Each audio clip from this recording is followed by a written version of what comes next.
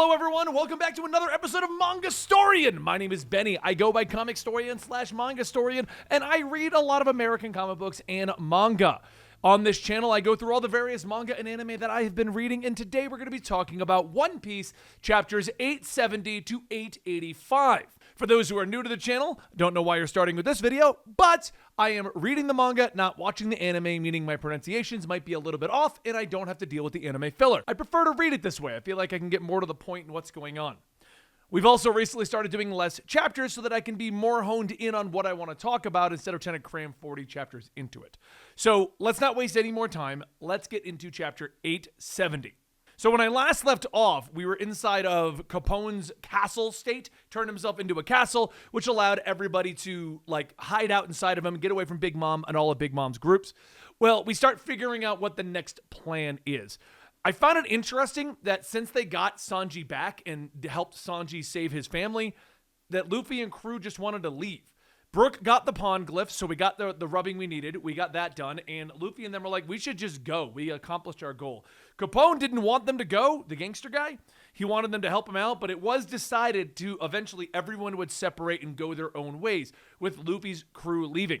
But what I thought was a very powerful moment in the middle of all of this, it was discussed with Sanji's father, the current state of things. So going back to Sanji's history, we discovered that his father let him leave. Basically, let him go to the East Blue and deal with joining up with his entire origin and eventually ending up with the Straw Hats because he wanted Sanji to tell nobody that he was a Vinsmoke. He considered Sanji a total failure and he didn't want Sanji to be known as a Vinsmoke, so he let him go.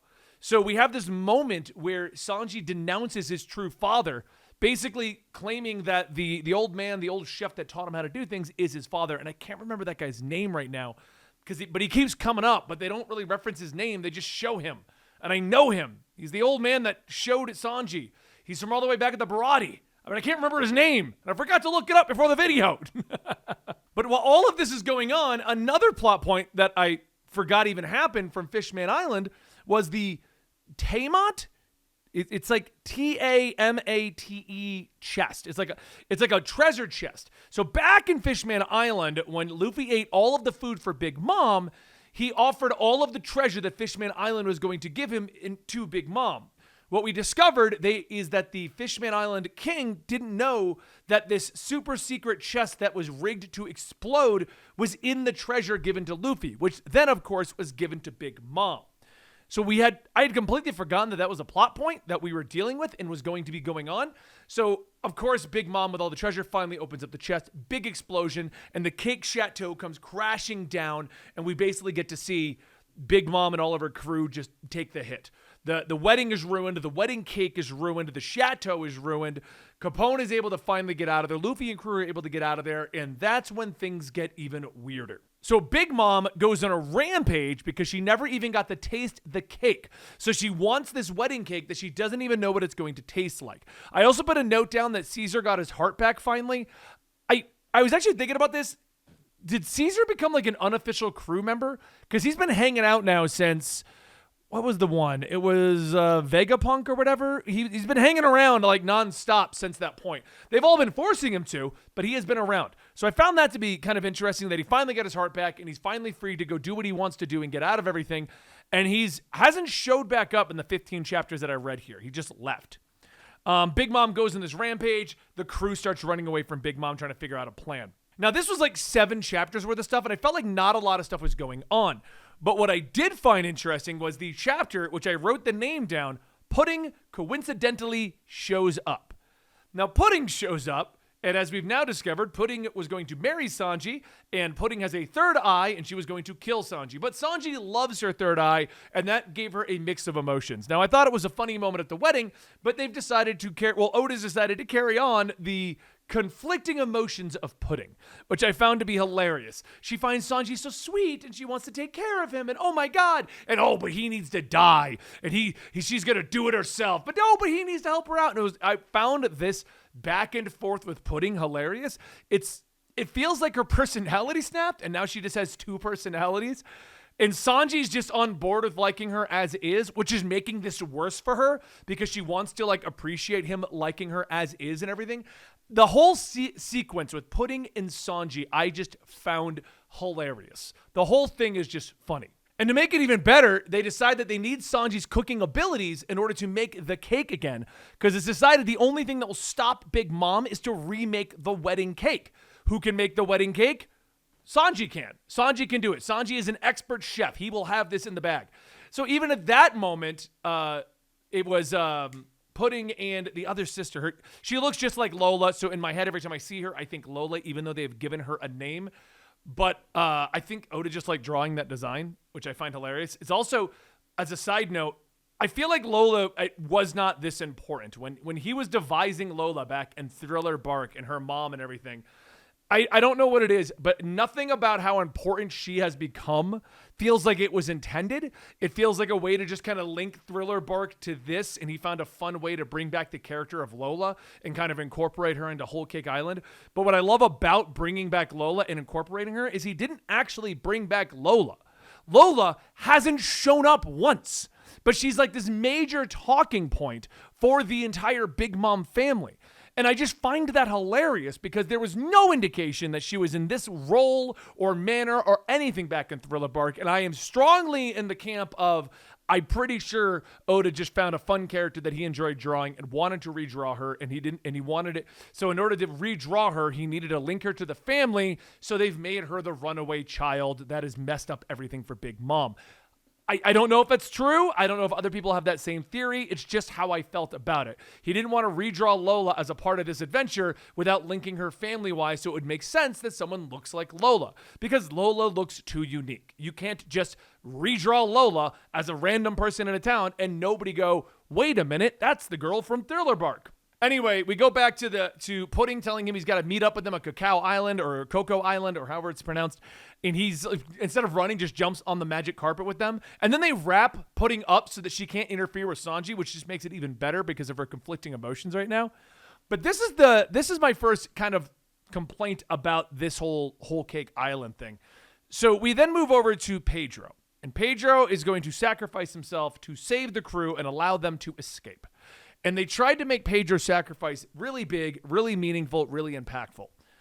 I don't feel like Pedro was that big or impactful in the overarching story. He teamed up with Brook for a little while. He helped them get here. He had a little bit of information, but it wasn't like a Vivi situation where like Vivi was a part of so much and she was kind of more incorporated in the crew. Whenever Pedro showed up, I almost forgot he was with the crew until he was talking to them. So I don't know how everyone else felt about Pedro's sacrifice because the manga tried to make it seem like a bigger deal. The whole crew sad about it. They lost Pedro. And I'm like, I mean, it makes sense why he did it to save them. I don't think his sacrifice was that good. But I don't know. I'm curious how a lot of the community felt about Pedro's sacrifice and how he's being more... Because they mentioned him here and there, but it was just kind of like it happened. There was a chapter of them being sad, and then they just moved on. And it gets brought up a couple of times, but nothing crazy. Nothing that would make me be like... Oh my God, poor Pedro. But as everyone is fleeing, Luffy knows that Big Mom's family and sons and daughters are going to be chasing them. So in order to prevent that, he decides he's going to stay back and fight. Now, this guy's name starts with a K, but I just started calling him Mochi Man because he has the Mochi Mochi fruit. But basically, he can turn his limbs and body into mochi and then transform that into different shapes. What it boils down to is an excuse for Luffy to have someone to fight that can basically do all of his same powers. Which is very interesting because, like, I expected Luffy would lose fights against Big Mom or Jinbei or, like, other emperors. Not some random guy on Big Mom's team, which kind of shows that even with the growth that Luffy has had all the way to Gear 4, that he's still not, like, just he's super powerful. He's still not just, I am going to destroy everybody in front of him. He's not at that point yet. Because Mochi Man just kind of beats him down pretty successfully until a little bit later when he uses Gear 4 and discovers Mochi Man's weakness. And I'll get back to that in a minute because I want to keep moving forward in proper linear fashion for the sake of the shorter chapters. So anyway, he goes up against Mochi Man and he's getting his butt kicked. He's just getting thrown around and he doesn't quite know what to do. What I did appreciate as a Luffy moment was he's trying to break all the mirrors so that the Big Mom crew cannot go through the mirrors and get to the Sunny. But at the same time, he doesn't want the people on the Sunny to think he's in trouble because the crew, Nami, Chopper, Brook, all of them on the Sunny know that if they break all the mirrors on their side, Luffy can't get back. So he doesn't want them to know he's struggling. So whenever they see him in the mirrors, like there's one particular panel that I remember where he looks beat up and he looks down in the mirror and he goes, and he just smiles so that Nami can see him and believe that he's doing okay and he'll meet up with them on the Chocolate Island. So it's just a great Luffy character moment that he's so dead set on saving the crew that he doesn't want them to know that he's injured and he's not doing the greatest right now. Big Mom is catching up to the crew as they're trying to escape, along with all of her soldiers trying to catch up to them. And that's when Jinbei shows off the green room. There's a big tidal wave coming by, and he knows to put them inside of it so that nobody can find them. And that's how they eventually get away, which I thought was a fun moment. There's a big plot point that keeps coming up about the transponder snails not being able to track the location of everybody on the boat. And they brought it up and they pretty much said all of the transponder snails and the location snails are gone. And I don't know if I missed something because I can't think of where somebody did something to get rid of the snails. So I think they're leading it towards something. I might be wrong and it already happened. But basically what it boils down to is they cannot find the Sunny anymore. And since they can't find the Sunny anymore, they're able to sail away with the plan of meeting up on the Chocolate Island with Pudding and Sanji, because the plan is get Big Mom to that island so that she can eat the wedding cake that Sanji is making. Speaking of Sanji at this point, we now arrive at the Chocolate Island, and Pudding uses her memory fruit, I forget what that one was called, to rip out the memories of the wedding not going through from the head chefs so that they think that they're married, which I found to be a funny moment because she goes to Sanji, she's like, so basically, we're basically married right now, but like in a happy face, and then she switches over to like the crazy version, but don't you get any ideas? And I'm just like, yep, this is fun. I like what's happening here with Sanji and Pudding, and I know Pudding's not going to stick around. Like, there's no way she can stick around because she's done way too much evil stuff. But I wouldn't be against Sanji having this as his wife permanently. I was a little bit confused, and I did check with a friend. We then cut to finding out what's going on with the location snails and all that other stuff. And they cut to a scene in which the Vinsmokes, in their Power Ranger form, are on top of all of the Big Mom's people that they've taken out. And the way the text is going, it felt to me like the Vinsmokes were betraying Germa. And I'm like, I don't know what I missed that this is happening. But I talked to a buddy. He says, I misread something because that's not what's going on. But I did want to put a comment out there because I just found the end of the chapter to be very weird. I want to say it was like 81 or 82. And it just made it seem like they were going to betray Germa. And I was like, it doesn't make any sense. We're at the end of Whole Cake Island. For that reveal to happen now and get thrown on top of the plot would just be weird. But I just wanted to make a mention because I did put a note of it in here. Mochi Man eventually beats Luffy, suffocating him, which I find to be hilarious because then he goes to like recharge and do his own thing. He goes to get food, but then Luffy gets out by eating his way out again. And he even comments, am I going to beat all of these pirates by eating my way out of the situation? And again, he walks forward, instantly getting thin again, and somebody watching makes the comment, is that how human bodies work? I love whenever Luffy does weird things with his body, like regrowing a tooth or shrinking his body back down. Oda at least comments, yeah, that's not normal. Which then leads back to the battle with the Mochi Man. They go back and forth, but now Luffy's figured out Mochi Man's secret and what he's doing, so he uses the proper hockey, and it looks like he's going to be winning. But then we cut back to Sanji. He's made the greatest cake ever. So good. The cream that he made is so good that the head chef is knocked out from the flavor. And he will not allow Pudding to try it early because he needs her to be at her right mind and right senses to figure out what's going on with Big Mom. And that's where I am right now. I loved this whole segment here. Like I said, Pedro's death did not feel very impactful to me, and I don't know if I just didn't get connected to the character. I don't know if the community really felt for him when he passed. I thought the sacrifice was great. I just don't think it was that big of a sacrifice. I love the shifting personality and Pudding. I like this direction that Oda went with her, where she doesn't know if she wants to be with Sanji. Kind of does, but she also knows what she's supposed to be doing, which makes it a lot of fun. And I love what's going on with Sanji now with all of this, where he's very committed. He's very confident. He's told his dad off. He's told the Vinsmokes off. He did what he wanted. He saved them. And I love Luffy not wanting to worry Nami. So he's just showing everything in the way he is. But those are my highlights from this particular segment of One Piece. I'm kind of excited to be coming to the close of Whole Cake Island with how much you guys have all been hyping up Wano. Because I got, one more short arc right after Whole Cake, and then I'm in Wano finally.